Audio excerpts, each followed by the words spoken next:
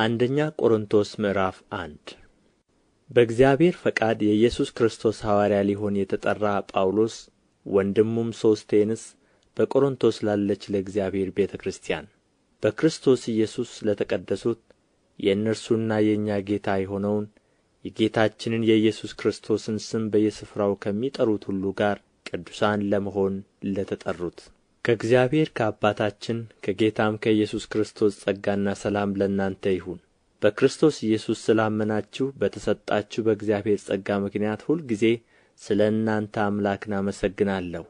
ለክርስቶስ መመስከሬ በእናንተ ዘንድ እንደ ጸና በነገር ሁሉ በቃልም ሁሉ በእውቀትም ሁሉ በእርሱ ባለ ጠጎች እንድትሆኑ ተደርጋችኋልና።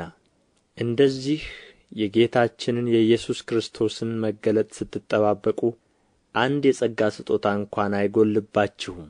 እርሱም ደግሞ በጌታችን በኢየሱስ ክርስቶስ ቀን ያለ ነቀፋ እንድትሆኑ እስከ ፍጻሜ ድረስ ያጸናችኋል። ወደ ልጁ ወደ ጌታችን ወደ ኢየሱስ ክርስቶስ ኅብረት የጠራችሁ እግዚአብሔር የታመነ ነው። ነገር ግን ወንድሞች ሆይ ሁላችሁ አንድ ንግግር እንድትናገሩ በአንድ ልብና በአንድ አሳብም የተባበራችሁ እንድትሆኑ እንጂ መለያየት በመካከላችሁ እንዳይሆን በጌታችን በኢየሱስ ክርስቶስ ስም እለምናችኋለሁ። ወንድሞቼ ሆይ በመካከላችሁ ክርክር እንዳለ ስለ እናንተ የቀሎዔ ቤተ ሰዎች አስታውቀውኛልና ይህንም እላለሁ፣ እያንዳንዳችሁ እኔ የጳውሎስ ነኝ፣ እኔስ የአጵሎስ ነኝ፣ እኔ ግን የኬፋ ነኝ፣ እኔስ የክርስቶስ ነኝ ትላላችሁ። ክርስቶስ ተከፍሎአልን? ጳውሎስስ ስለ እናንተ ተሰቀለን? ወይስ በጳውሎስ ስም ተጠመቃችሁን? በስሜ እንደ ተጠመቃችሁ ማንም እንዳይል ከቀርስጶስና ከጋዮስ በቀር ከእናንተ አንድን እንኳ ስላላጠመቅሁ እግዚአብሔርን አመሰግናለሁ። የእስጢፋኖስንም ቤተ ሰዎች ደግሞ አጥምቄአለሁ። ጨምሬ ሌላ አጥምቄ እንደሆነ አላውቅም፣ ለማጥመቅ ክርስቶስ አልላከኝምና ወንጌልን ልሰብክ እንጂ። የክርስቶስ መስቀል ከንቱ እንዳይሆን በቃል ጥበብ አይደለም። የመስቀሉ ቃል ለሚጠፉት ሞኝነት፣ ለእኛ ለምንድን ግን የእግዚአብሔር ኃይል ነውና። የጥበበኞችን ጥበብ አጠፋለሁ፣ የአስተዋዮችንም ማስተዋል እጥላለሁ ተብሎ ተጽፎአልና። ጥበበኛ የት አለ? ጻፊስ የት አለ? የዚህች ዓለም መርማሪስ የት አለ? እግዚአብሔር የዚህችን ዓለም ጥበብ ሞኝነት እንዲሆን አላደረገምን? በእግዚአብሔር ጥበብ ምክንያት ዓለም እግዚአብሔርን በጥበቧ ስላላወቀች በስብከት ሞኝነት የሚያምኑትን ሊያድን የእግዚአብሔር በጎ ፈቃድ ሆኖአልና። መቼም አይሁድ ምልክትን ይለምናሉ፣ የግሪክ ሰዎችም ጥበብን ይሻሉ። እኛ ግን የተሰቀለውን ክርስቶስን እንሰብካለን። ይህም ለአይሁድ ማሰናከያ ለአሕዛብ ሞኝነት ነው። ለተጠሩት ግን አይሁድ ቢሆኑ የግሪክ ሰዎችም ቢሆኑ የእግዚአብሔር ኃይልና የእግዚአብሔር ጥበብ የሆነው ክርስቶስ ነው። ከሰው ይልቅ የእግዚአብሔር ሞኝነት ይጠበባልና የእግዚአብሔርም ድካም ከሰው ይልቅ ይበረታልና። ወንድሞች ሆይ መጠራታችሁን ተመልከቱ። እንደ ሰው ጥበብ ጥበበኞች የሆኑ ብዙዎች፣ ኃያላን የሆኑ ብዙዎች፣ ባላባቶች የሆኑ ብዙዎች አልተጠሩም። ነገር ግን እግዚአብሔር ጥበበኞችን እንዲያሳፍር የዓለምን ሞኝ ነገር መረጠ። ብርቱንም ነገር እንዲያሳፍር እግዚአብሔር የዓለምን ደካማ ነገር መረጠ። እግዚአብሔርም የሆነውን ነገር እንዲያጠፋ የዓለምን ምናምንቴ ነገር የተናቀውንም ነገር ያልሆነውንም ነገር መረጠ። ሥጋን የለበሰ ሁሉ በእግዚአብሔር ፊት እንዳይመካ ነገር ግን የሚመካ በእግዚአብሔር ይመካ ተብሎ እንደ ተጻፈው ይሆን ዘንድ ከእግዚአብሔር ዘንድ ጥበብና ጽድቅ ቅድስናም ቤዛነትም በተደረገልን በክርስቶስ ኢየሱስ የሆናችሁ ከእርሱ ነው። አንደኛ ቆሮንጦስ ምዕራፍ 2 እኔም ወንድሞች ሆይ ወደ እናንተ በመጣሁ ጊዜ በቃልና በጥበብ ብልጫ ለእግዚአብሔር ምስክርነቴን ለእናንተ እየነገርሁ አልመጣሁም። በመካከላችሁ ሳለሁ ከኢየሱስ ክርስቶስ በቀር እርሱም እንደ ተሰቀለ ሌላ ነገር እንዳላውቅ ቈርጬ ነበርና። እኔም በድካምና በፍርሃት በብዙ መንቀጥቀጥም በእናንተ ዘንድ ነበርሁ።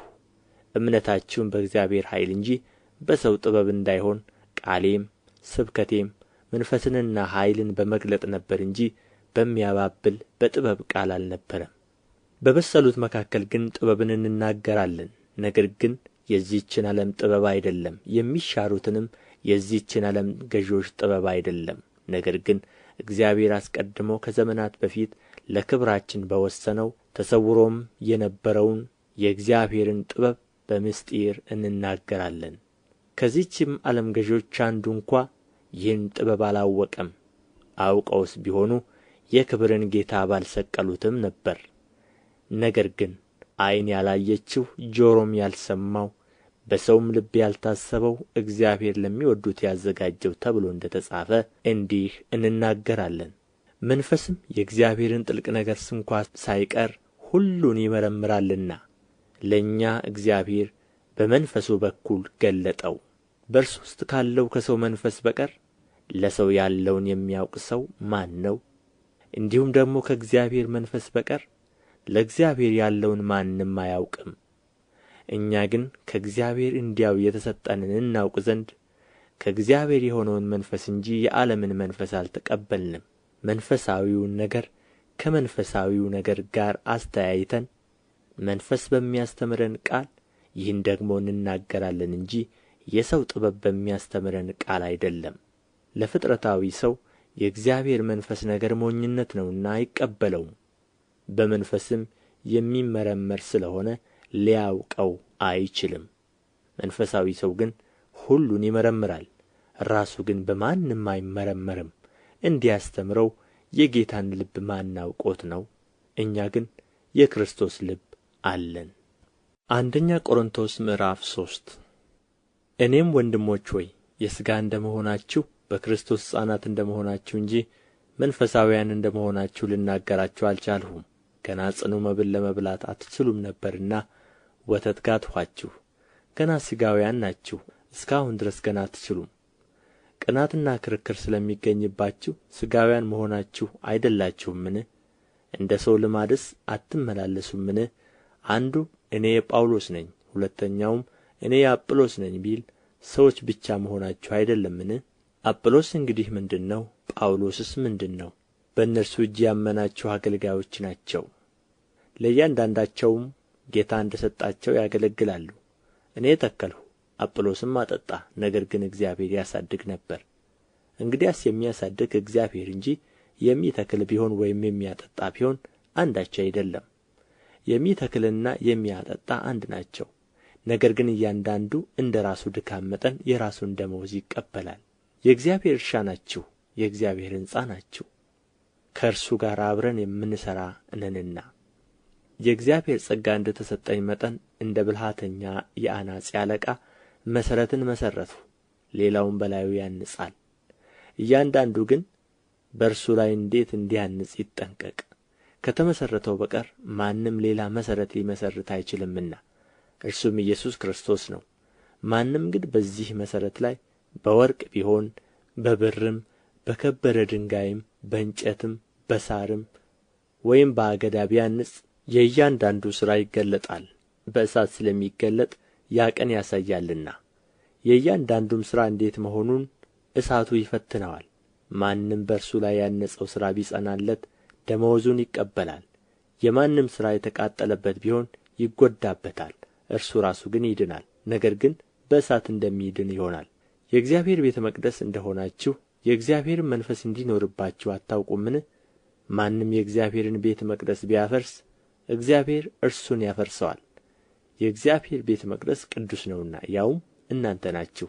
ማንም ራሱን አያታልል። ከእናንተ ማንም በዚህች ዓለም ጥበበኛ የሆነ ቢመስለው ጥበበኛ ይሆን ዘንድ ሞኝ ይሁን። የዚህች ዓለም ጥበብ በእግዚአብሔር ፊት ሞኝነት ነውና እርሱ ጥበበኞችን በተንኰላቸው የሚይዝ ደግሞም ጌታ የጥበበኞችን ሐሳብ ከንቱ እንደሆነ ያውቃል ተብሎ ተጽፎአልና። ስለዚህም ማንም በሰው አይመካ፣ ነገር ግን ሁሉ የእናንተ ነውና። ጳውሎስ ቢሆን አጵሎስም ቢሆን ኬፋም ቢሆን ዓለምም ቢሆን ሕይወትም ቢሆን ሞትም ቢሆን ያለውም ቢሆን የሚመጣውም ቢሆን ሁሉ የእናንተ ነው። እናንተም የክርስቶስ ናችሁ፣ ክርስቶስም የእግዚአብሔር ነው። አንደኛ ቆሮንቶስ ምዕራፍ 4 እንዲሁ ሰው እኛን እንደ ክርስቶስ ሎሌዎችና እንደ እግዚአብሔር ምስጢር መጋቢዎች ይቁጠረን። እንደዚህም ሲሆን በመጋቢዎች ዘንድ የታመነ ሆኖ መገኘት ይፈለጋል። ነገር ግን በእናንተ ዘንድ ወይም በሌላ ሰው ዘንድ ብፈርድ ለእኔ ምንም አይደለም። እኔም በራሴ እንኳ አልፈርድም፣ በራሴ ላይ ምንም አላውቅምና። ነገር ግን በዚህ አልጸድቅም። እኔን የሚፈርድ ግን ጌታ ነው። ስለዚህም በጨለማ የተሰወረውን ደግሞ ወደ ብርሃን የሚያወጣ የልብንም ምክር የሚገልጥ ጌታ እስኪመጣ ድረስ ጊዜው ሳይደርስ አንዳች አትፍረዱ። በዚያን ጊዜም ለእያንዳንዱ ምስጋናው ከእግዚአብሔር ዘንድ ይሆናል። ወንድሞች ሆይ ስለ አንዱ በአንዱ ላይ አንዳችሁም እንዳትታበዩ ከተጻፈው አትለፍ የሚለውን በእኛ ትማሩ ዘንድ ይህን በእናንተ ምክንያት ስለ ራሴና ስለ አጵሎስ እንደ ምሳሌ ተናገርሁ። አንተ እንድትበልጥ ማን አድርጎሃል? ያልተቀበልኸውስ ምን አለህ? የተቀበልህ ከሆንህ ግን እንዳልተቀበልህ የምትመካ ስለ ምንድር ነው?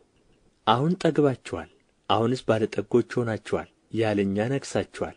እኛ ደግሞ ከእናንተ ጋር እንድንነግሥ ብትነግሡ መልካም ይሆን ነበር። ለዓለም ለመላእክትም ለሰዎችም መጫወቻ ሆነናልና እግዚአብሔር እኛን ሐዋርያቱን ሞት እንደ ተፈረደባቸው ሰዎች ከሁሉ ይልቅ የኋለኞች እንዳደረገን ይመስለኛልና። እኛ ስለ ክርስቶስ ሞኞች ነን፣ እናንተ ግን በክርስቶስ ልባሞች ናችሁ። እኛ ደካሞች ነን፣ እናንተ ግን ኃይለኞች ናችሁ። እናንተ የከበራችሁ ናችሁ፣ እኛ ግን የተዋረድን ነን። እስከዚህ ሰዓት ድረስ እንራባለን፣ እንጠማለን፣ እንራቆታለን፣ እንጐሰማለን፣ እንንከራተታለን፣ በገዛ እጃችን እየሠራን እንደክማለን። ሲሰድቡን እንመርቃለን፣ ሲያሳድዱን እንታገሣለን፣ ክፉ ሲናገሩን እንማልዳለን። እስካሁን ድረስ የዓለም ጥራጊ የሁሉም ጉድፍ ሆነናል። እንደምወዳችሁ ልጆቼ አድርጌ ልገሥጻችሁ እንጂ ላሳፍራችሁ ይህን አልጽፍም። በክርስቶስ አእላፍ ሞግዚቶች ቢኖሩአችሁ ብዙ አባቶች የሉአችሁም። እኔ በክርስቶስ ኢየሱስ በወንጌል ወልጃችኋለሁና እንግዲህ እኔን የምትመስሉ ሁኑ ብዬ እለምናችኋለሁ። ስለዚህ የምወደውንና የታመነውን በጌታ ልጄ የሆነውን ጢሞቴዎስን ልኬላችኋለሁ። እኔም በየስፍራው በአብያተ ክርስቲያናት ሁሉ እንደማስተምር በክርስቶስ ኢየሱስ የሚሆነውን መንገዴን እርሱ ያሳስባችኋል። አንዳንዱ ግን ወደ እናንተ የማልመጣ እየመሰላቸው የታበዩ አሉ። ነገር ግን ጌታ ቢፈቅድ ፈጥኜ ወደ እናንተ እመጣለሁ። የትዕቢተኞችንም ኃይል አውቃለሁ እንጂ ቃላቸውን አይደለም። የእግዚአብሔር መንግሥት በኃይል ነው እንጂ በቃል አይደለምና። ምን ትወዳላችሁ? በበትር ወይስ በፍቅርና በየውሃት መንፈስ ልምጣባችሁን? አንደኛ ቆሮንቶስ ምዕራፍ 5 በአጭር ቃል በእናንተ መካከል ዝሙት እንዳለ ይወራል። የዚያም ዓይነት ዝሙት በአሕዛብስ እንኳ የማይገኝ ነው፣ የአባቱን ሚስት ያገባ ሰው ይኖራልና። እናንተም ታብያችኋል፣ ይልቅስ እንድታዝኑ አይገባችሁምን? ይህን ሥራ የሠራው ከመካከላችሁ ይወገድ። እኔ ምንም እንኳ በሥጋ ከእናንተ ጋር ባልሆን በመንፈስ ከእናንተ ጋር ነኝ። ከእናንተም ጋር እንዳለው ሆኜ ይህን እንደዚህ በሠራው ላይ በጌታችን በኢየሱስ ክርስቶስ ስም አሁን ፈርጄበታለሁ።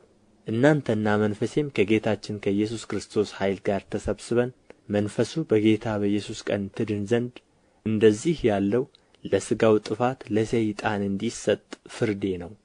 መመካታችሁ መልካም አይደለም። ጥቂት እርሾ ሊጡን ሁሉ እንዲያቦካ አታውቁምን? እንግዲህ ያለ እርሾ እንዳላችሁ አዲሱን ሊጥ ትሆኑ ዘንድ አሮጌውን እርሾ አስወግዱ። ፋሲካችን ክርስቶስ ታርዶአልና። ስለዚህ በቅንነትና በእውነት ቂጣ በዓልን እናድርግ እንጂ በአሮጌ እርሾ በክፋትና በግፍ እርሾም አይደለም። ከሴሰኞች ጋር እንዳትተባበሩ በመልእክቴ ጻፍሁላችሁ። በጠቅላላው የዚህን ዓለም ሴሰኞችን ወይም ገንዘብን የሚመኙትን ነጣቂዎችንም ወይም ጣዖትን የሚያመልኩትን አላልሁም። ይህስ ቢሆን ከዓለም ልትወጡ ይገባችሁ ነበር። አሁን ግን ወንድሞች ከሚባሉት አንዱ ሴሰኛ ወይም ገንዘብን የሚመኝ ወይም ጣዖትን የሚያመልክ ወይም ተሳዳቢ ወይም ሰካር ወይም ነጣቂ ቢሆን ከእርሱ ጋር እንዳትተባበሩ እጽፍላችኋለሁ። እንደነዚህ ካለው ጋር መብል እንኳን አትብሉ። በውጭ ባሉ ሰዎች ላይ መፍረድ ምን አግዶኝ? በውስጥ ባሉ ሰዎች ላይ እናንተ አትፈርዱምን? በውጭ ባሉቱ ግን እግዚአብሔር ይፈርድባቸዋል። ክፉን ከመካከላችሁ አውጡት። አንደኛ ቆሮንቶስ ምዕራፍ 6 ከእናንተ አንዱ ከባልንጀራው ጋር ሙግት ቢኖረው በቅዱሳን ፊት በመፋረድ ፈንታ በዓመፀኞች ፊት ሊፋረድ ይደፍራልን? ቅዱሳን በዓለም ላይ እንዲፈርዱ አታውቁምን? በዓለምስ ላይ ብትፈርዱ ከሁሉ ይልቅ ትንሽ ስለሚሆን ነገር ልትፈርዱ አትበቁምን? የትዳር ጉዳይ ይቅርና በመላእክት እንኳ እንድንፈርድ አታውቁምን? እንግዲህ ስለ ትዳር ጉዳይ የፍርድ ቤት ቢያስፈልጋችሁ በቤተ ክርስቲያን የተናቁትን ሰዎች ፈራጆች አድርጋችሁ ታስቀምጣላችሁን? አሳፍራችሁ ዘንድ ይህን እላለሁ። እንደዚህ ነውን? በወንድሞች መካከል ሽማግሌ ሊሆን የሚችል አንድ አስተዋይ ሰው በእናንተ ዘንድ አይገኝምን? ነገር ግን ወንድም ወንድሙን ይከሳል፣ ይህም በማያምኑ ፊት ይደረጋልን? እንግዲህ ፈጽሞ የእርስ በርስ ሙግት እንዳለባችሁ በእናንተ ጉድለት ነው። ብትበደሉ አይሻልምን? ብትታለሉስ አይሻልምን? ነገር ግን እናንተ ትበድላላችሁ ታታልሉማላችሁ፣ ያውም ወንድሞቻችሁን። ወይስ ዓመፀኞች የእግዚአብሔርን መንግሥት እንዳይወርሱ አታውቁምን? አትሳቱ። ሴሰኛ ቢሆን ወይም ጣዖትን የሚያመልኩ ወይም አመንዝሮች ወይም ቀላጮች ወይም ከወንድ ጋር ዝሙት የሚሠሩ ወይም ሌቦች ወይም ገንዘብን የሚመኙ ወይም ሰካሮች ወይም ተሳዳቢዎች ወይም ነጣቂዎች የእግዚአብሔርን መንግሥት አይወርሱም። ከእናንተም አንዳንዶቹ እንደነዚህ ነበራችሁ። ነገር ግን በጌታ በኢየሱስ ክርስቶስ ስም በአምላካችንም መንፈስ ታጥባችኋል፣ ተቀድሳችኋል፣ ጸድቃችኋል። ሁሉ ተፈቅዶልኛል፣ ሁሉ ግን አይጠቅምም። ሁሉ ተፈቅዶልኛል፣ በእኔ ላይ ግን አንድ ነገር እንኳ አይሠለጥንብኝም። መብል ለሆድ ነው፣ ሆድም ለመብል ነው።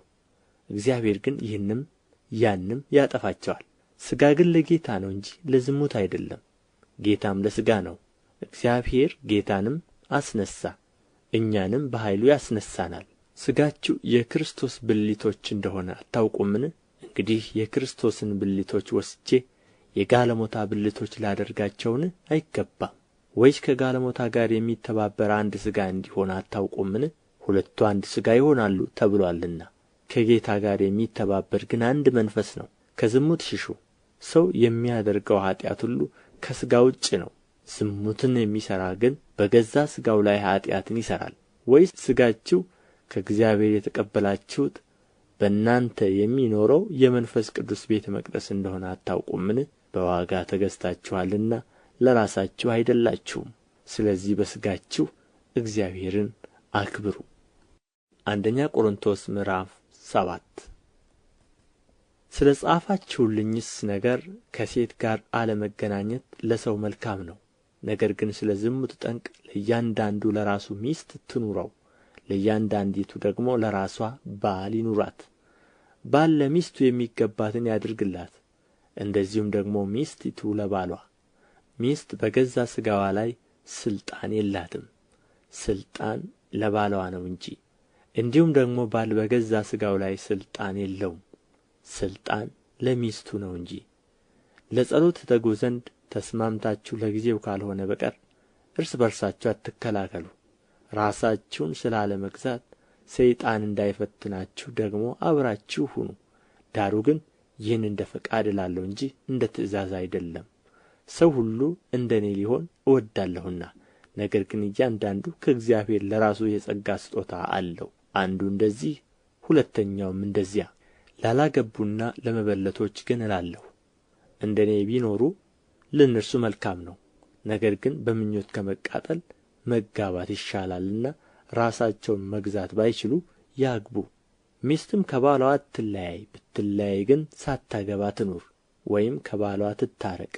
ባልም ሚስቱን አይተዋት ብዬ የተጋቡትን አዛቸዋለሁ። እኔ ግን አላዝም፣ ጌታ እንጂ። ሌሎችንም እኔ ይላለሁ፣ ጌታም አይደለም።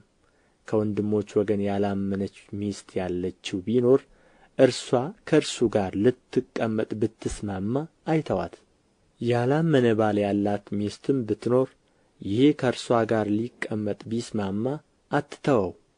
ያላመነ ባል በሚስቱ ተቀድሶአልና ያላመነችም ሚስት በባልዋ ተቀድሳለች።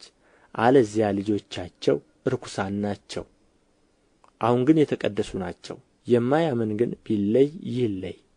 ወንድም ቢሆን ወይም እህት እንዲህ በሚመስል ነገር አይገዙም። እግዚአብሔር ግን በሰላም ጠርቶናል። አንቺ ሴት ባልሽን ታድኚ እንደሆንሽ ምን ታውቂያለሽ? ወይስ አንተ ሰው ሚስትህን ታድን እንደሆንህ ምን ታውቃለህ? ብቻ ለእያንዳንዱ እግዚአብሔር እንደ ከፈለለት እያንዳንዱንም እግዚአብሔር እንደ ጠራው እንዲሁ ይመላለስ። እንዲሁም በአብያተ ክርስቲያናት ሁሉ እደነግጋለሁ። ማንም ተገርዞ ሳለ ተጠርቶ እንደሆነ ወደ አለመገረዝ አይመለስ። ማንም ሳይገረዝ ተጠርቶ እንደሆነ አይገረዝ። መገረዝ ቢሆን አለመገረዝም ቢሆን ከንቱ ነው፣ የእግዚአብሔርን ትእዛዝ መጠበቅ ነው እንጂ። እያንዳንዱ በተጠራበት መጠራት እንደዚሁ ይኑር። ባሪያ ሆነህ ተጠርተህ እንደሆነ አይገድህም። አርነት ልትወጣ ቢቻልህ ግን አርነትን ተቀበል።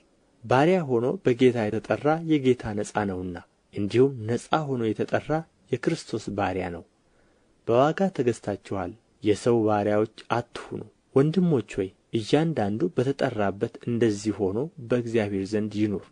ስለ ደናግልም የጌታ ትእዛዝ የለኝም፣ ነገር ግን የታመንሁ እሆን ዘንድ ከጌታ ምሕረትን የተቀበልሁ እንደ መሆኔ ምክር እመክራለሁ። እንግዲህ ስለ አሁኑ ችግር ይህ መልካም ይመስለኛል። ሰው እንደዚህ ሆኖ ቢኖር መልካም ነው። በሚስት ታስረህ እንደሆንህ መፋታትን አትሻ። በሚስት አልታሰርህ እንደሆንህ ሚስትን አትሻ። ብታገባ ግን ኃጢአት አትሠራም። ድንግሊቱን ብታገባ ኃጢአት አትሠራም። ነገር ግን እንደዚህ በሚያደርጉ በሥጋቸው ላይ መከራ ይሆንባቸዋል። እኔም እራራላችሁ ነበር። ዳሩ ግን ወንድሞች ሆይ ይህን እናገራለሁ፣ ዘመኑ አጭር ሆኖአል። ከእንግዲህ ወዲህ ሚስቶች ያሉአቸው እንደሌላቸው ይሁኑ፣ የሚያለቅሱም እንደማያለቅሱ፣ ደስ የሚላቸውም ደስ እንደማይላቸው፣ የሚገዙም ምንም እንደሌላቸው፣ በዚህች ዓለም የሚጠቀሙ በሙሉ እንደማይጠቀሙባት ይሁኑ። የዚህች ዓለም መልክ ኃላፊ ነውና። ነገር ግን ያለ አሳብ ልትኖሩ እወዳለሁ። ያላገባው ጌታን እንዴት ደስ እንዲያሰኘው የጌታን ነገር ያስባል። ያገባው ግን ሚስቱን እንዴት ደስ እንዲያሰኛት የዓለምን ነገር ያስባል፣ ልቡም ተከፍሎአል። ያልተጋባች ሴትና ድንግል በሥጋም በነፍስም እንዲቀደሱ የጌታን ነገር ያስባሉ።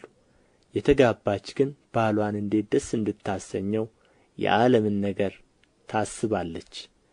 ይህንም ለራሳችሁ ጥቅም እላለሁ፣ በአግባብ እንድትኖሩ ሳትባክኑም በጌታ እንድትጸኑ ነው እንጂ ላጠምዳችሁ ብዬ አይደለም። ዳሩ ግን ማግባት ወደሚገባው ዕድሜ በደረሰ ጊዜ ስለ ድንግልናው ያፈረ ሰው ቢኖር የወደደውን ያድርግ፣ ኃጢአት የለበትም። ይጋቡ። ሳይናወጥ በልቡ የጸና ግን ግድ የለበትም፣ የወደደውን እንዲያደርግ ተፈቅዶለታል። ድንግልናውንም በልቡ ይጠብቅ ዘንድ ቢጸና መልካም አደረገ። እንዲሁም ድንግልን ያገባ መልካም አደረገ፣ ያላገባም የተሻለ አደረገ። ሴት ባልዋ በሕይወት ሳለ የታሰረች ናት። ባልዋ ቢሞት ግን በጌታ ይሁን እንጂ የወደደችውን ልታገባ ነጻነት አላት። እንደ ምክሬ ግን እንዳለች ብትኖር ደስተኛ ናት። እኔም ደግሞ የእግዚአብሔር መንፈስ በእኔ ያለ ይመስለኛል። አንደኛ ቆሮንቶስ ምዕራፍ 8 ለጣዖት ስለ ተሠዋ ሥጋም ሁላችን እውቀት እንዳለን እናውቃለን። እውቀት ያስታብያል፣ ፍቅር ግን ያንጻል። ማንም አንዳች የሚያውቅ ቢመስለው ሊያውቅ እንደሚገባው ገና አላወቀም። ማንም ግን እግዚአብሔርን ቢወድ እርሱ በእርሱ ዘንድ የታወቀ ነው። እንግዲህ ለጣዖት የተሠዋውን ሥጋ ስለ መብላት ጣዖት ሁሉ በዓለም ከንቱ እንደሆነ ከአንዱም በቀር ማንም አምላክ እንደሌለ እናውቃለን። መቼም ብዙ አማልክትና ብዙ ጌቶች አሉ። ነገር ግን በሰማይ ሆነ በምድርም ሆነ አማልክት የተባሉ ምንም ቢኖሩ ለእኛስ ነገር ሁሉ ከእርሱ የሆነ እኛም ለእርሱ የሆንን አንድ አምላክ አብ አለን። ነገር ሁሉ በእርሱ በኩል የሆነ እኛም በእርሱ በኩል የሆንን አንድ ጌታ ኢየሱስ ክርስቶስ አለን። ነገር ግን ይህ እውቀት በሁሉ ዘንድ አይገኝም።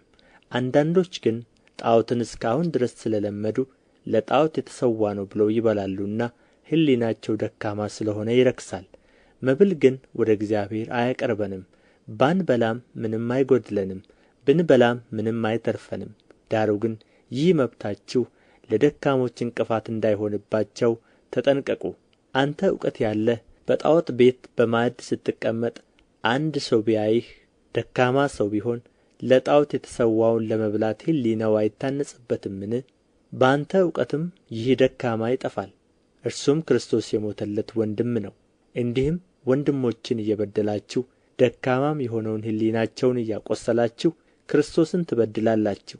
ስለዚህም መብል ወንድሜን የሚያሰናክለው ከሆነ ወንድሜን እንዳላሰናክለው ለዘላለም ከቶ ሥጋ አልበላም። አንደኛ ቆሮንቶስ ምዕራፍ 9 እኔ ነጻ አይደለሁምን? ሐዋርያስ አይደለሁምን? ጌታችንን ኢየሱስ ክርስቶስን አላየሁትምን? እናንተስ በጌታ ሥራዬ አይደላችሁምን? የሐዋርያነቴ ማኅተም በጌታ እናንተ ናችሁ። ለሌሎች ሐዋርያት ባልሆን ለእናንተስ ምንም ቢሆን ሐዋርያ ነኝ። ለሚመረምሩኝ መልሴ ይህ ነው። ልንበላና ልንጠጣ መብት የለንምን? እንደ ሌሎቹ ሐዋርያትና እንደ ጌታ ወንድሞች እንደ ኬፋም እኅት ሚስታችንን ይዘን ልንዞር መብት የለንምን? ወይስ ሥራን ለመተው መብት የሌለን እኔና በርናባስ ብቻ ነን? ከቶ በገዛ ገንዘቡ በወታደርነት የሚያገለግል ማን ነው? ወይስ ወይን ተክሎ ፍሬውን የማይበላ ማን ነው? ወይስ መንጋ እየጠበቀ ከመንጋው ወተት የማይጠጣ ማን ነው? ይህን በሰው ሥልጣን ብቻ እላለሁን? ሕግስ ደግሞ ያን አይልምን? የሚያበራየውን በሬ አፉን አትሰር ተብሎ በሙሴ ሕግ ተጽፎአልና። እግዚአብሔርስ ስለ በሬዎች ይገደዋልን? ይህን የሚለው ፈጽሞ ስለ እኛ አይደለምን? የሚያርስ በተስፋ ሊያርስ፣ የሚያበራይ እንዲካፈል በተስፋ ሊያበራይ ስለሚገባው በእውነት ስለ እኛ ተጽፎአል። እኛ መንፈሳዊውን ነገር የዘራንላችሁ ከሆንን የእናንተን የሥጋዊን ነገር እኛ ብናጭድ ትልቅ ነገር ነውን? ሌሎች በእናንተ ላይ ይህን መብት የሚካፈሉ ከሆኑ እኛማ ይልቁን እንዴታ! ነገር ግን የክርስቶስን ወንጌል እንዳንከለክል በሁሉ እንታገሣለን እንጂ በዚህ መብት አልተጠቀምንም።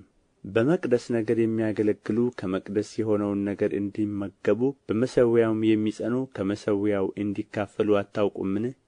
እንዲሁ ደግሞ ወንጌልን የሚሰብኩ ከወንጌል ቀለብ እንዲቀበሉ ጌታ ደንግጎአል።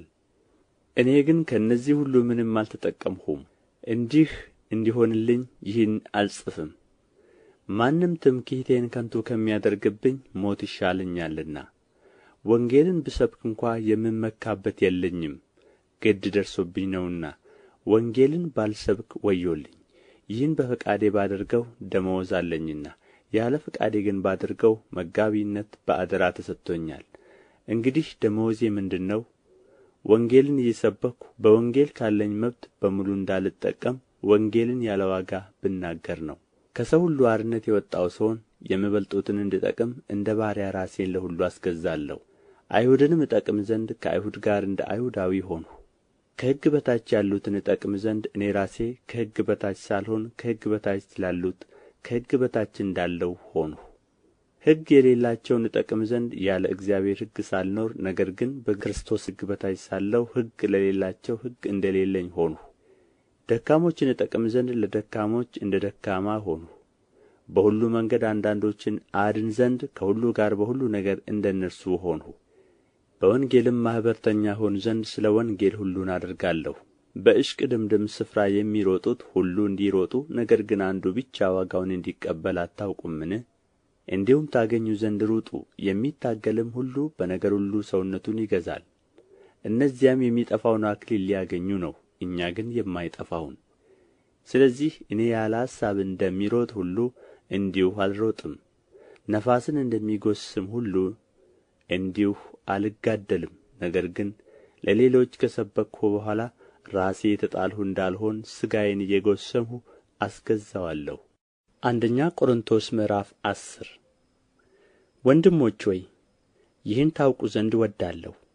አባቶቻችን ሁሉ ከደመና በታች ነበሩ፣ ሁሉም በባሕር መካከል ተሻገሩ። ሁሉም ሙሴን ይተባበሩ ዘንድ በደመናና በባሕር ተጠመቁ። ሁሉም ያን መንፈሳዊ መብል በሉ፣ ሁሉም ያን መንፈሳዊ መጠጥ ጠጡ። ይከተላቸው ከነበረው ከመንፈሳዊ ዓለት ጠጥተዋልና፣ ያም ዓለት ክርስቶስ ነበረ። እግዚአብሔር ግን ከእነርሱ በሚበዙት ደስ አላለውም፣ በምድረ በዳ ወድቀዋልና። እነዚህም ክፉ ነገር እንደ ተመኙ እኛ ደግሞ እንዳንመኝ ይህ ምሳሌ ሆነልን። ሕዝብም ሊበሉ ሊጠጡም ተቀመጡ፣ ሊዘፍኑም ተነሡ ተብሎ እንደ ተጻፈ ከእነርሱ አንዳንዶቹ እንዳደረጉት ጣዖትን የምታመልኩ አትሁኑ። ከእነርሱም አንዳንዶቹ እንደ ሴሰኑ በአንድ ቀንም 2,000 ከ3,000 እንደ ወደቁ አንሴስን። ከእነርሱም አንዳንዶቹ ጌታን እንደ ተፈታተኑት በእባቦችም እንደ ጠፉ ጌታን አንፈታተን። ከእነርሱም አንዳንዶቹ እንዳንጐራጐሩ በሚያጠፋውም እንደ ጠፉ አታንጐራጕሩ። ይህም ሁሉ እንደ ምሳሌ ሆነባቸው፣ እኛንም የዘመናት መጨረሻ የደረሰብንን ሊገሥጸን ተጻፈ። ስለዚህ እንደ ቆመ የሚመስለው እንዳይወድቅ ይጠንቀቅ። ለሰው ሁሉ ከሚሆነው በቀር ምንም ፈተና አልደረሰባችሁም። ነገር ግን ከሚቻላችሁ መጠን ይልቅ ትፈተኑ ዘንድ የማይፈቅድ እግዚአብሔር የታመነ ነው። ትታገሱም ዘንድ እንድትችሉ ከፈተናው ጋር መውጫውን ደግሞ ያደርግላችኋል። ስለዚህ ወዳጆቼ ሆይ ጣዖትን ከማምለክ ሽሹ። ልባሞች እንደ መሆናችሁ እላለሁ በምለው ነገር እናንተ ፍረዱ። የምንባርከው የበረከት ጽዋ ከክርስቶስ ደም ጋር ኅብረት ያለው አይደለምን? የምንቈርሰውስ እንጀራ ከክርስቶስ ሥጋ ጋር ኅብረት ያለው አይደለምን? አንድ እንጀራ ስለ ሆነ እኛ ብዙዎች ስንሆን አንድ ሥጋ ነን፣ ሁላችን ያን አንዱን እንጀራ እንካፈላለንና። በሥጋ የሆነውን እስራኤል ተመልከቱ።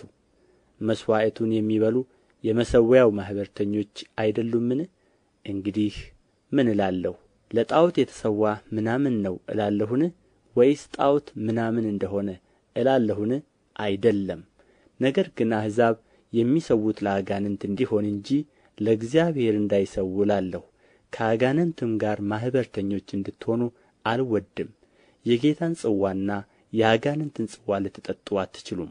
ከጌታ ማዕድና ከአጋንንት ማዕድ ልትካፈሉ አትችሉም። ወይስ ጌታን እናስቀናውን? እኛስ ከእርሱ ይልቅ እንበረታለንን? ሁሉ ተፈቅዶልኛል፣ ሁሉ ግን የሚጠቅም አይደለም። ሁሉ ተፈቅዶልኛል፣ ነገር ግን ሁሉ የሚያንጽ አይደለም። እያንዳንዱ የባልንጀራውን ጥቅም እንጂ አንድ ስንኳ የራሱን ጥቅም አይፈልግ።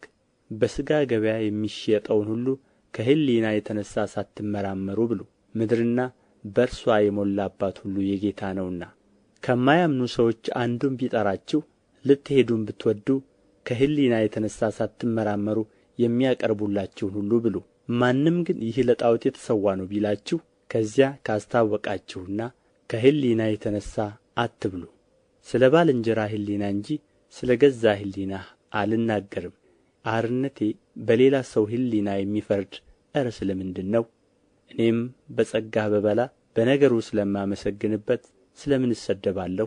እንግዲህ የምትበሉ ወይም የምትጠጡ ብትሆኑ ወይም ማናቸውንም ነገር ብታደርጉ ሁሉን ለእግዚአብሔር ክብር አድርጉት። እኔ ደግሞ ብዙዎቹ ይድኑ ዘንድ ለጥቅማቸው እንጂ የራሴን ጥቅም ሳልፈልግ በሁሉ ነገር ሰውን ሁሉ ደስ እንደማሰኝ ለአይሁድም ለግሪክም ሰዎች ለእግዚአብሔር ቤተ ክርስቲያንም ማሰናከያ አትሁኑ። አንደኛ ቆሮንቶስ ምዕራፍ 11 እኔ ክርስቶስን እንደምመስል እኔን ምሰሉ። ወንድሞች ሆይ በሁሉ ስለምታስቡኝና አሳልፌ እንደ ሰጠኋችሁ ወገን ፈጽማችሁ ስለ ያዛችሁ አመሰግናችኋለሁ። ነገር ግን የወንድ ሁሉ ራስ ክርስቶስ፣ የሴትም ራስ ወንድ፣ የክርስቶስም ራስ እግዚአብሔር እንደሆነ ልታውቁ እወዳለሁ። ራሱን ተከናንቦ የሚጸልይ ወይም ትንቢት የሚናገር ወንድ ሁሉ ራሱን ያዋርዳል። ራስዋን ሳትሸፍን ግን የምትጸልይ ወይም ትንቢት የምትናገር ሴት ሁሉ ራስዋን ታዋርዳለች፣ እንደ ተላጨች ያህል አንድ ነውና። ሴትም ራስዋን ባትሸፍን ጠጉሯን ደግሞ ትቆረጥ። ለሴት ግን ጠጉሯን መቁረጥ ወይም መላጨት የሚያሳፍር ከሆነ ራስዋን ትሸፍን። ወንድ የእግዚአብሔር ምሳሌና ክብር ስለሆነ ራሱን መከናነብ አይገባውም። ሴት ግን የወንድ ክብር ናት። ሴት ከወንድ ናት እንጂ ወንድ ከሴት አይደለምና። ሴት ስለ ወንድ ተፈጠረች እንጂ ወንድ ስለ ሴት አልተፈጠረምና። ስለዚህ ሴት ከመላእክት የተነሣ በራሷ ሥልጣን ሊኖራት ይገባል። ነገር ግን በጌታ ዘንድ ሴት ያለ ወንድ፣ ወንድም ያለ ሴት አይሆንም። ሴት ከወንድ እንደሆነች እንዲሁ ወንድ ደግሞ በሴት ነውና። ሁሉም ከእግዚአብሔር ነው። በእናንተ በራሳችሁ መካከል ፍረዱ። ሴት ራስዋን ሳትሸፍን ወደ እግዚአብሔር ልትጸልይ ይገባታልን? ወንድ ጠጉሩን ቢያስረዝም ነውር እንዲሆንበት፣ ሴት ግን ጠጉሯን ስታስረዝም ክብር እንዲሆንላት ተፈጥሮ እንኳ አያስተምራችሁምን? ጠጉሯ መጎናጸፊያዋ ሊሆን ተሰጥቶአታልና። ዳሩ ግን ማንም ሊከራከር ቢፈቅድ እኛ ወይም የእግዚአብሔር አብያተ ክርስቲያናት እንዲህ ያለ ልማድ የለንም። ነገር ግን በምትሰበሰቡበት ጊዜ ለሚከፋ እንጂ ለሚሻል ስላልሆነ ይህን ትእዛዝ ስሰጥ የማመሰግናችሁ አይደለም። በመጀመሪያ ወደ ማኅበር ስትሰበሰቡ በመካከላችሁ መለያየት እንዳለ እሰማለሁና በአንድ በኩልም አምናለሁ። በእናንተ ዘንድ የተፈተኑት እንዲገለጡ በመካከላችሁ ወገኖች ደግሞ ሊሆኑ ግድ ነውና። እንግዲህ አብራችሁ ስትሰበሰቡ የምትበሉት የጌታ እራት አይደለም፣ በመብላት ጊዜ እያንዳንዱ የራሱን እራት ይበላልና። አንዱም ይራባል፣ አንዱ ግን ይሰክራል። የምትበሉባቸውና የምትጠጡባቸው ቤቶች የላችሁምን? ወይስ የእግዚአብሔርን ማኅበር ትንቃላችሁን? አንዳችም የሌላቸውን ታሳፍራላችሁን? ምን ልበላችሁ? በዚህ ነገር ላመስግናችሁ? አላመሰግናችሁም። ለእናንተ ደግሞ አሳልፌ የሰጠሁትን እኔ ከጌታ ተቀብያለሁና።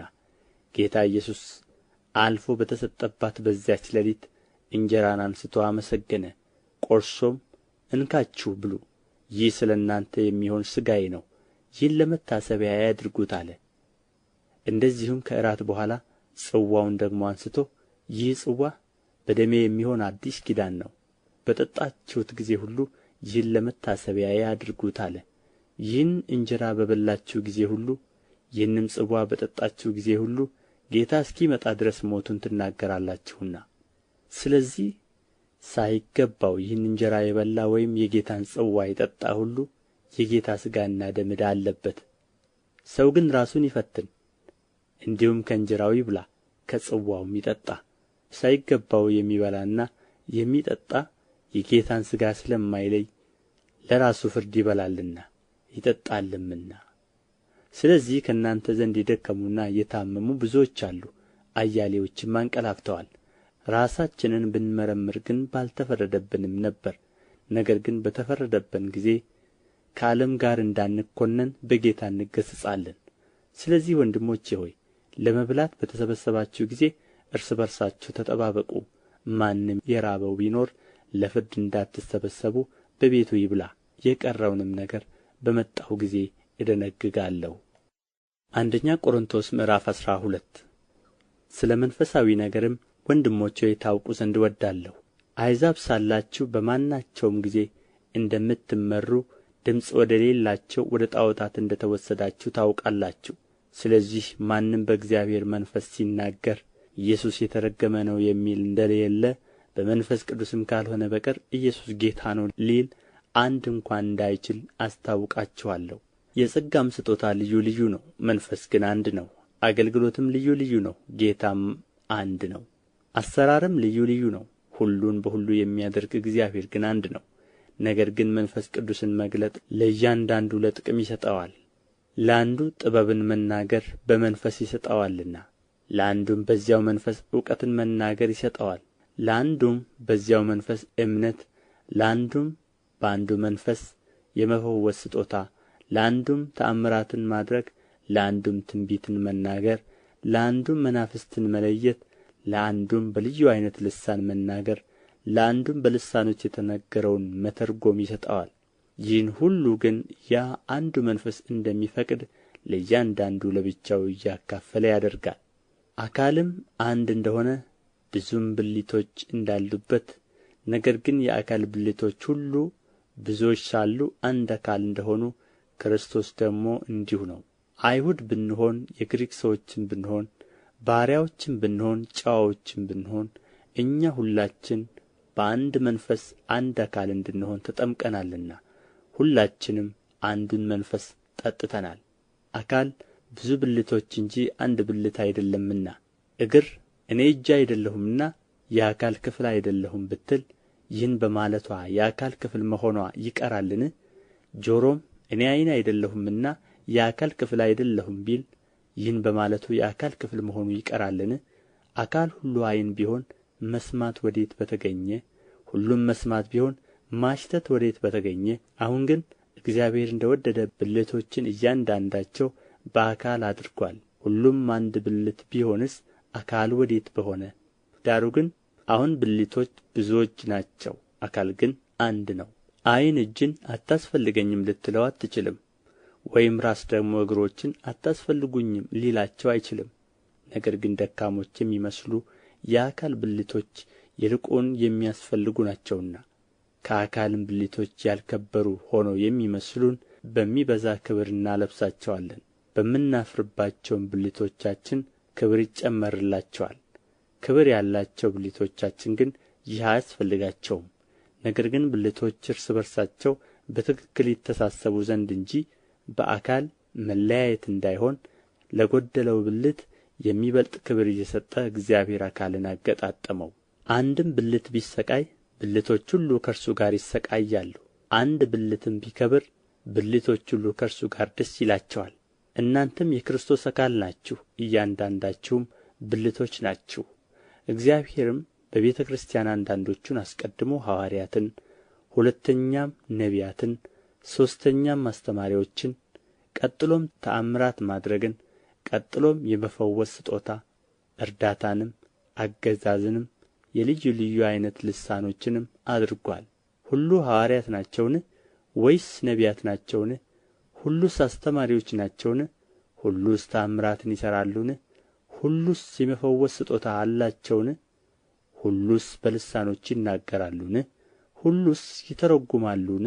ነገር ግን የሚበልጠውን የጸጋ ስጦታ በብርቱ ፈልጉ፣ ደግሞም ከሁሉ የሚበልጥ መንገድ አሳያችኋለሁ። አንደኛ ቆሮንጦስ ምዕራፍ 13 በሰዎችና በመላእክት ልሳን ብናገር ፍቅር ግን ከሌለኝ እንደሚጮኽ ናስ ወይም እንደሚንሸዋሸዋ ጸናጽል ሆኛለሁ። ትንቢት ቢኖረኝ ምስጢርንም ሁሉ እውቀትን ሁሉ ባውቅ ተራሮችንም እስካፈልስ ድረስ እምነት ሁሉ ቢኖረኝ ፍቅር ግን ከሌለኝ ከንቱ ነኝ። ድሆችን ልመግብ ያለኝን ሁሉ ባካፍል ሥጋዬን ለእሳት መቃጠል አሳልፌ ብሰጥ ፍቅር ግን ከሌለኝ ምንም አይጠቅመኝም። ፍቅር ይታገሣል፣ ቸርነትንም ያደርጋል። ፍቅር አይቀናም፣ ፍቅር አይመካም፣ አይታበይም፣ የማይገባውን አያደርግም፣ የራሱንም አይፈልግም፣ አይበሳጭም፣ በደልን አይቈጥርም። ከእውነት ጋር ደስ ይለዋል እንጂ ስለ ዓመፃ ደስ አይለውም። ሁሉን ይታገሣል፣ ሁሉን ያምናል፣ ሁሉን ተስፋ ያደርጋል፣ በሁሉ ይጸናል። ፍቅር ለዘላለም አይወድቅም። ትንቢት ቢሆን ግን ይሻራል፣ ልሳኖች ቢሆኑ ይቀራሉ፣ እውቀትም ቢሆን ይሻራል። ከእውቀት ከፍለን እናውቃለንና ከትንቢትም ከፍለን እንናገራለንና ፍጹም የሆነ ሲመጣ ግን ተከፍሎ የነበረው ይሻራል። ልጅ ሳለሁ እንደ ልጅ እናገር ነበር፣ እንደ ልጅም አስብ ነበር፣ እንደ ልጅም እቈጥር ነበር። ጎልማሳ ሆኜ ግን የልጅነትን ጠባይ ሽሬአለሁ።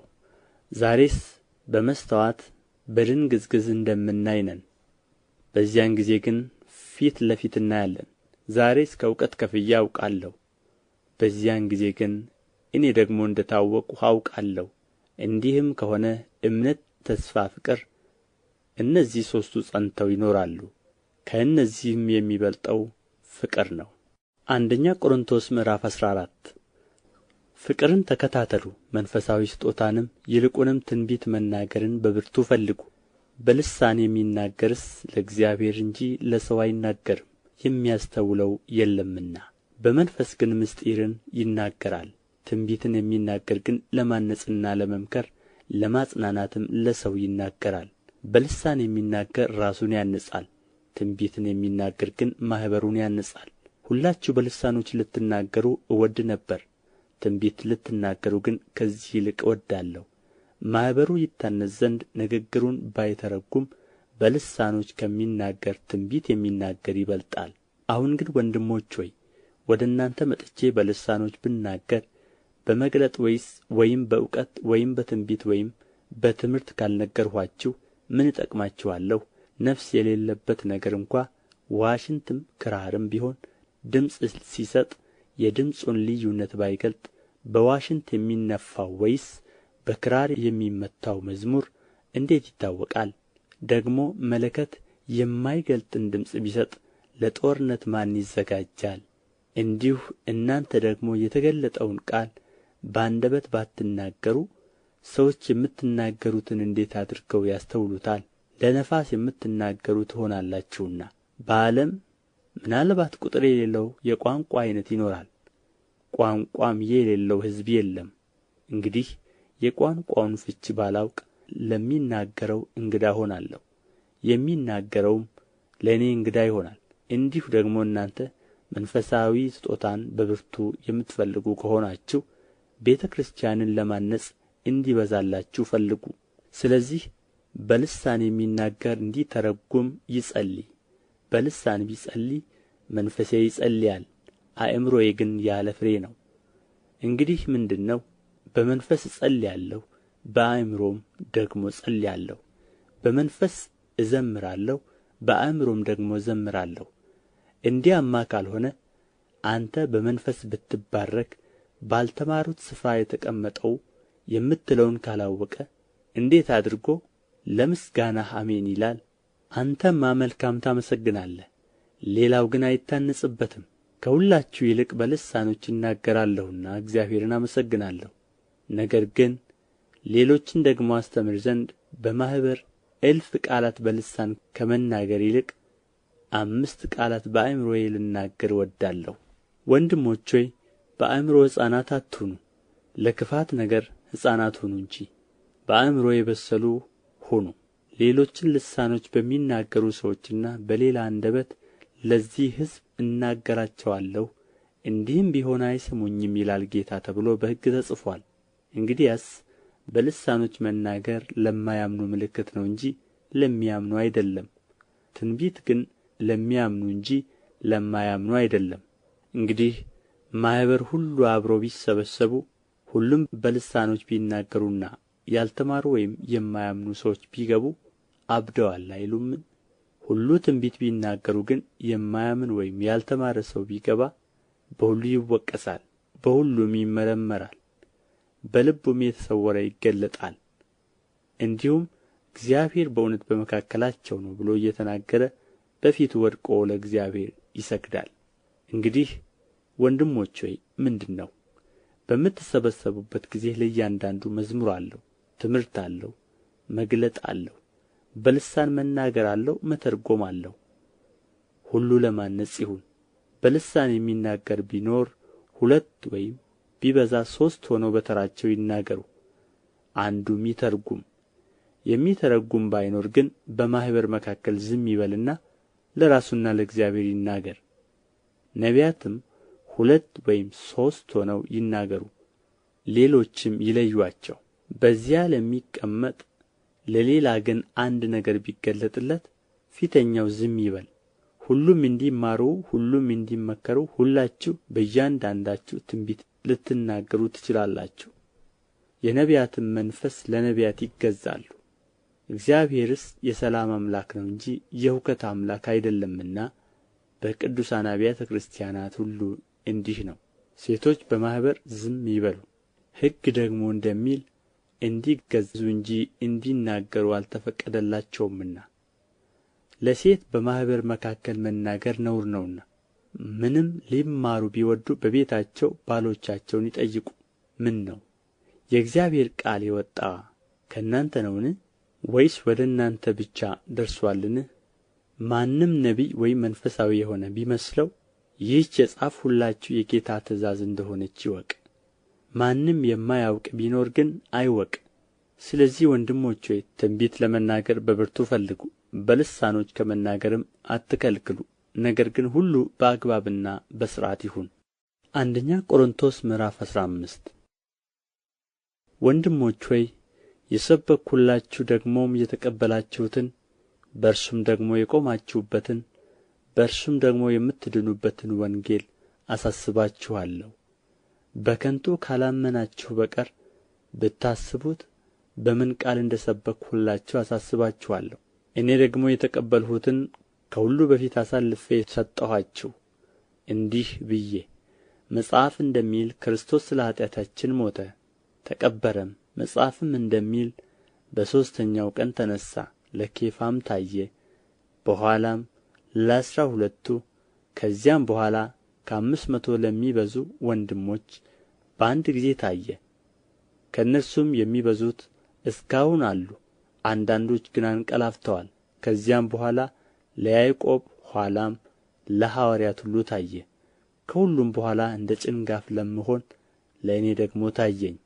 እኔ ከሐዋርያት ሁሉ የማንስ ነኝና የእግዚአብሔርን ቤተ ክርስቲያን ስላሳደድሁ ሐዋርያ ተብዬ ልጠራ የማይገባኝ ነገር ግን በእግዚአብሔር ጸጋ የሆንሁ እኔ ነኝ። ለእኔም የተሰጠኝ ጸጋው ከንቱ አልነበረም፣ ከሁላቸው ይልቅ ግን ደከምሁ። ዳሩ ግን ከእኔ ጋር ያለው የእግዚአብሔር ጸጋ ነው እንጂ እኔ አይደለሁም።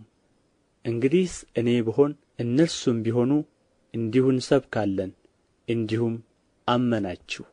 ክርስቶስ ከሙታን እንደ ተነሣ የሚሰበክ ከሆነ ግን ከእናንተ አንዳንዶቹ ትንሣኤ ሙታን የለም እንዴት ይላሉ?